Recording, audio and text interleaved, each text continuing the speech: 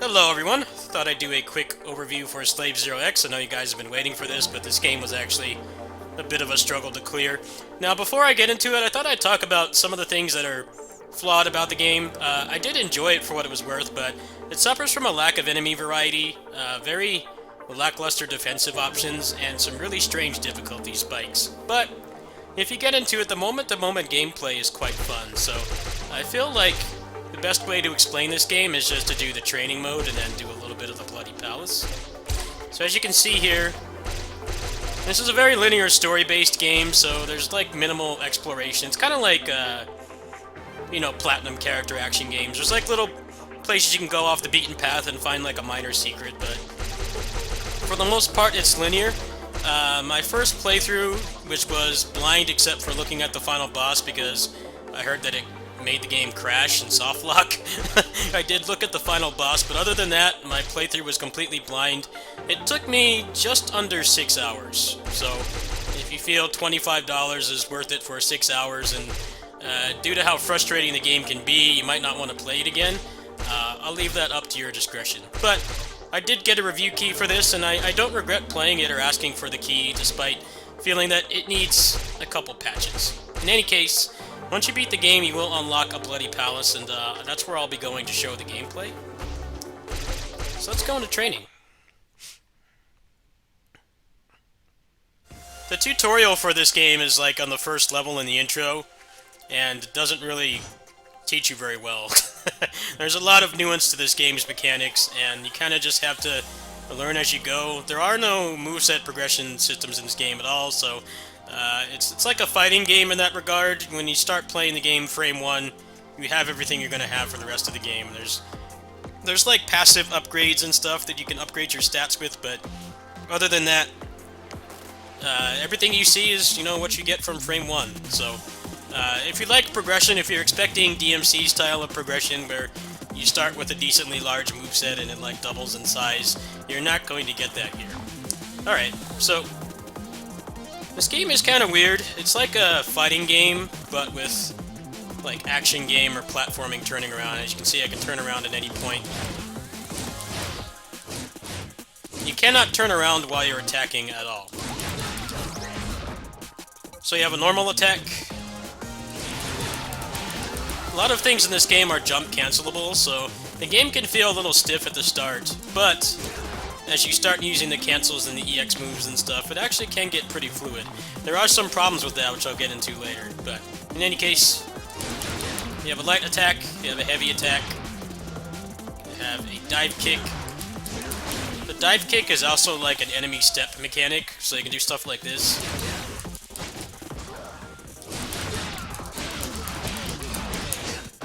Do stuff like that, like the dive kick. When you jump cancel it, will refresh your second jump. So if you've played like DMC, it's like having enemy step only on your dive kick. But it actually works quite well. The hitbox is actually quite generous. You also have a dash. Now when you dash cancel, which is actually quite responsive, if you hear me pushing the buttons and you see the character actually respond to the button press, so see how quickly it comes out. That's like not canceling, like this. So like the attack is not even coming out. So in terms of the cancel windows, it's actually quite good. I'd say the main problem is this is the fastest that you could do a dash. So a lot of times what happens in this game is you get like Muso levels of enemies, and the dash is just not enough to really make yourself safe. There is no air dash either, which I believe would help.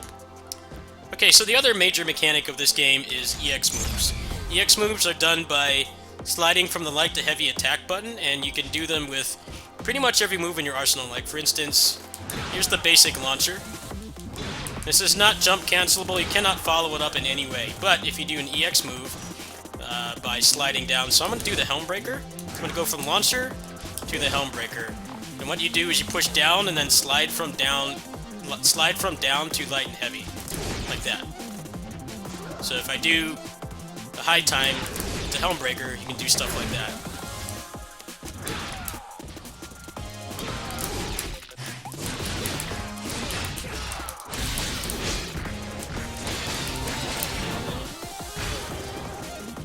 Okay, so this game also has a burst system. If you played Guilty Gear, I'd be right at home here. You can burst out of a combo, or you can use a gold burst to get your full bar back. And a full bar, when you push R1, will give you Fatal Sync. What Fatal Sync does is it allows you to chain EX moves together and use them without cost.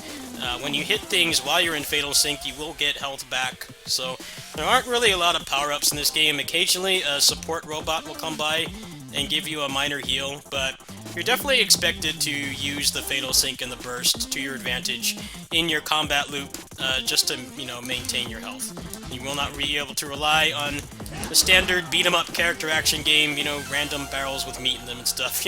You actually have to kind of use all the resources at your disposal to really stay healthy in this game. So, let's go ahead and exhaust some of the EX bar here, and then from there I will do a gold burst and get the meter back.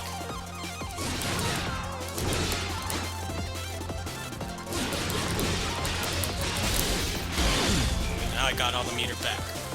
So the burst is actually on a really long cooldown, but if you're in Fatal Sync and you do a lot of damage, you'll actually get it back quick. So you can actually get a really nice kind of in-the-zone gameplay loop where you will expand your bar with EXs like this. Let's go ahead and reset him.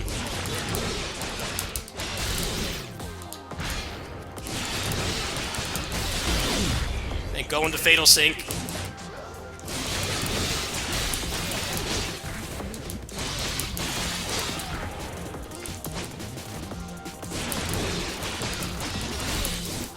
So you can see it's almost back now.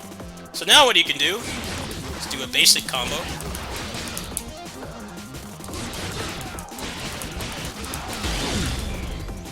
And now I have the bar back. And now I can Fatal Sync again. Now, it's gonna flow a lot better when there's a lot more enemies on screen, but that is basically the gist of the combat. You also have ordinances, which are basically projectiles. Sorry, give me a sec here. You have ordinances, which are basically projectiles, and they have different properties. So what that does is that causes a really long untech time, so you can do stuff like this. Kind of either take an enemy out of the equation or get a launch. I have this one, which is like sustained damage. I feel like they could definitely consolidate these. I think the problem with the ordnance system is mostly just that you can't carry that many of them, and it felt like it would be better to just map the EX moves to those, because the hardest learning curve of this game is definitely not really the gameplay loop. Once you start learning how to use your EX moves, it's pretty easy to kind of maintain the loop of doing a gold burst to regain meter and then using Fatal Sync, doing a bunch of damage in Fatal Sync, and then gold bursting again to keep your health and offense up.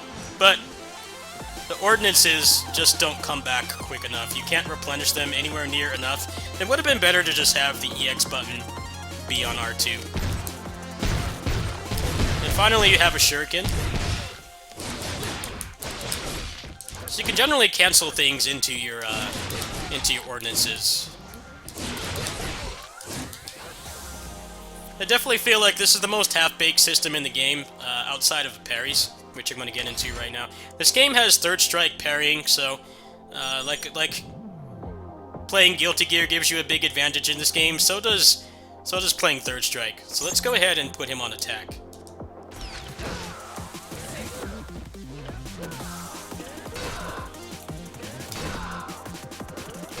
See, the problem with this is it looks nice in practice. The issue is that there's never really much of an opportunity to do it, because this game is actually kind of a Musou game with disguise. Once you start getting later in the game, there's sometimes be like 24 enemies on you at once. The parry has no follow-up. It does not break penetrate on armored enemies, which I'll also go over. And it just doesn't really do much. It doesn't even really give you much meter. I feel like the parry is the weakest part of this game's mechanics, because it never really feels like it's worth doing, and even if you get it on accident, it's not like Royal Guard, where you can get like a Royal Release, or like build up an Anger Bar or anything. It just doesn't feel like it really fits with the gameplay loop. I would definitely like to see them make it so that the parry either gives you some kind of invincibility, which will help with just getting overwhelmed by the mobs, or and or made it easier to break the penetrate of the elite class enemies, which we'll get into right now. Now this game is very volatile, so I can't guarantee that I'll actually beat the boss, but we're going to go ahead and show some gameplay here. We're going to do a live field test.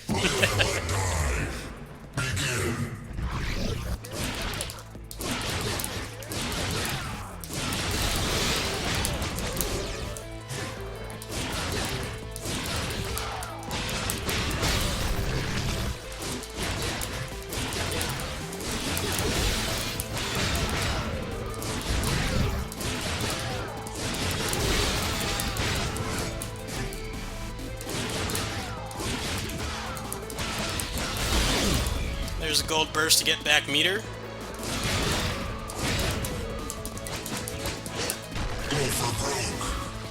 Alright, so now let's go for a Fatal Sync.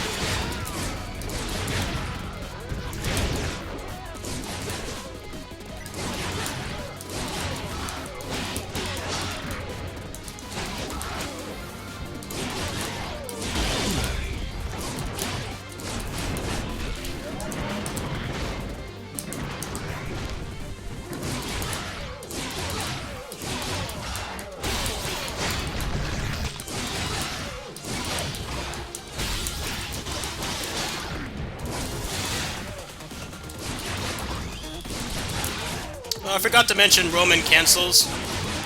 Roman cancels basically work exactly as they do in Guilty Gear, meaning that they will slow down anything near you and let you cancel anything into anything else. Alright, so here's a boss. Try to make this work.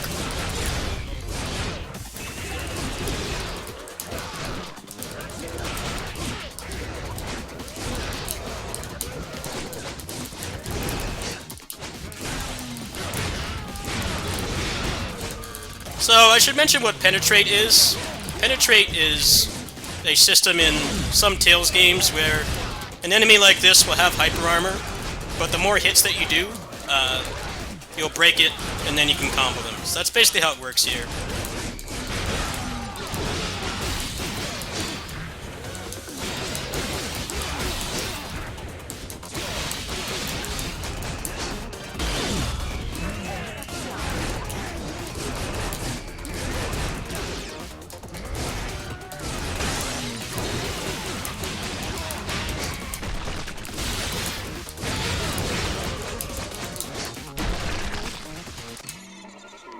Okay, so that's basically the whole gameplay loop. The problem is that there's parts in the end of the game where you will get, like, 2 of those armored enemies at once, and the thing about this game is using a burst is never really worth doing to escape a combo, because you can just get juggled again. It's very easy to get juggled from like 100% to 0 in this game. The only time it ever really feels worth using the burst is when you get a gold burst, so that you can use the Fatal Sync and burst gameplay loop. And also, you can't really tell that an enemy is armored right away. They do not have any kind of visualization to tell you, like, hey, this enemy has penetrate on, so you need to hit them a certain amount of times before they will stagger. So sometimes you won't even notice, and you're trying to, you know, crowd control and hit stun them, and you just end up stuck in a combo. Also, like I said, the parry doesn't really give you any feedback or advantage whatsoever, meaning that the parry will block the attack, yes, but most likely it's not omnidirectional, so you'll get hit by something from the side and then likely get juggled. I feel like the defensive options need a lot of work, mostly just you need to be able to dash more consecutively, meaning that there needs to be less recovery, and then the parry should actually have like some kind of follow-up, or at least some method of crowd control, like, I don't know, like a Batojutsu slash across the screen or something. Those are the things that feel really lacking. I did enjoy the game for what it was worth, but it definitely is unfair, and I've played a lot of hardcore action games. I can't imagine somebody that picks this up just because of the art style.